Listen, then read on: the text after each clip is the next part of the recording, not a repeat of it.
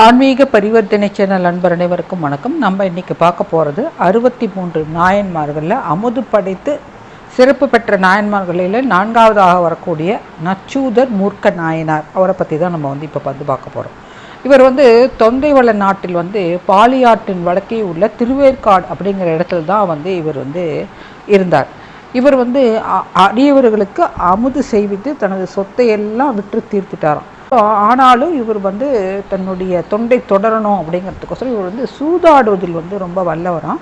அந்த மாதிரி தன் சூதாட்டத்தில் விளையாடி அதில் வரக்கூடிய வருமானத்தை வைத்து அதையும் அடியவர்களுக்கு வேண்டிய இந்த அமுதெல்லாம் படைச்சின்னு வந்தாராம்.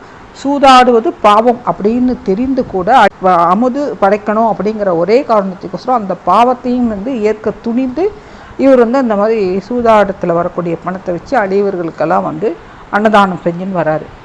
இவர் அன்னதானம் செய்கிறது எப்படின்னாக்கா எல்லா சிவன் அடியார்களும் சாப்பிட்டதுக்கு அப்புறம் மீதம் இருந்தால் தான் இவர் சாப்பிடுவாராம்.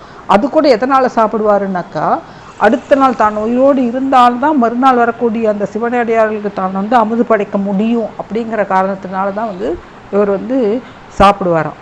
எனவே இவர் அடியவர்களுக்கு அமுது படைப்பதற்கு ஆகவே தன்னுடைய வாழ்நாள் முழுவதும் செலவழித்து தன்னுடைய சொத்து முழுவதும் இருந்து சூதாட்டத்தினால் அந்த பணத்தையும் வைத்து இவர் இந்த அடியவர்களுக்கு உணவு அழித்ததுனால சேக்கிழார் பெருமான் இவர் என்னன்னு சொல்கிறாருனாக்கா, மூர்க்கரை நச்சூதர் என்று போற்றுகிறாராம். அதனால தான் இவருக்கு பேர் நச்சூதர் மூர்க்க நாயனார் அப்படிங்கிற பேர் வந்தது அப்படின்னு சொல்லப்படுகிறது.